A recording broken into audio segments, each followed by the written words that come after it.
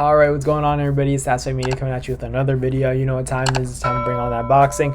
Thurman, should he replace Terrence Crawford in terms of matching up with Errol Spence? You know, it's been a while, guys, where we've been waiting on this welterweight fight between Terrence Crawford and Errol Spence. How much longer are we willing to wait before we finally say, hey, that's enough? Let's see Errol Spence get in the ring, you know, fight Thurman. Thurman, get ready if you want to stay in these talks for the top welterweight in the world, one of the top contenders. You want a title shot? Here you go. Take Errol Spence. You fought Manny Pacquiao. You fought Mario Barrios as your tune-up. You should be ready. Let's get into another fight. You know, I would have liked Thurman to be active. You know, fight again against after his fight against Mario Barrios. I would have liked to see another fight. You know, maybe against. I'm not saying he should have rematched Danny Garcia, but I know Danny Garcia is at 154. I just think that, you know, he should have fought someone at that top tier. You know, I think that kind of fight with Danny Garcia would have put him in a place where he could kind of feel comfortable fighting in Errol Spence or Terrence Crawford. Now I think that he has no other choice but to call out these guys, because if he doesn't do it now, he's running out of time. He's going to be over the hill soon. Unless you guys already think he's kind of over the hill, I think it's like this is his peak, and I think he's right here. So I think he might be on his way on the decline at this point, and especially if he takes more time off. I think this is the best time to make a fight happen for Thurman and Errol Spence. Errol Spence doesn't take tune-ups. Errol Spence is the truth.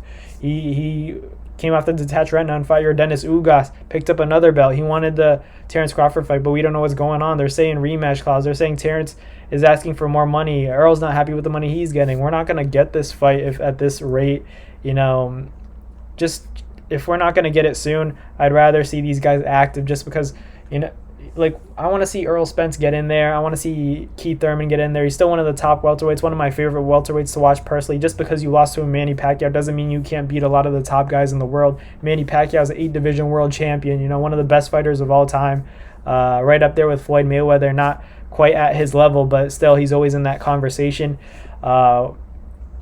There's no shame in that. You beat Sean Porter. You're the only guy that's in that conversation. You beat Sean Porter. Kell Brook's out of the conversation. There's you, Errol Spence, Terrence Crawford, all the guys that beat Sean Porter. Danny Garcia didn't do it, but I feel like that fight would have kind of set you up for a better fight. Errol Spence is a difficult fight for Thurman, to say the least, especially with Thurman showing a vulnerability to the body. I think that's something that Errol Spence could easily capitalize on. Derek James is a very big enthusiast when it comes to training guys and telling them to go to the body and to go off to the side, attacks to the body again, throw uppercuts down the middle. These are shots that could do a lot of damage to Thurman. Thurman has that explosiveness. You know, Errol Spence tends to be off balance sometimes. Can Thurman capitalize on those moments where Errol Spence isn't perfect, you know, perfectly and technically sound at those split seconds? Can he take advantage? If he lands something, you saw what happened with Ugas when Errol Spence, you know, loses attention for that little moment. Thurman could capitalize and cause something big, because I think Thurman punches harder than your Dennis Ugas. But we'll see what happens. How do you guys like that matchup? Errol Spence versus one-time Thurman. It's been a while since we've seen him in the ring, since Mario Barrios. We saw him stun Barrios multiple times, but he wasn't able to get the job done like Gervonta Davis was. Read into that what you will. Obviously, Gervonta was at 140, and that fight was at 140, and then Thurman's fight with Mario Barrios was at 147.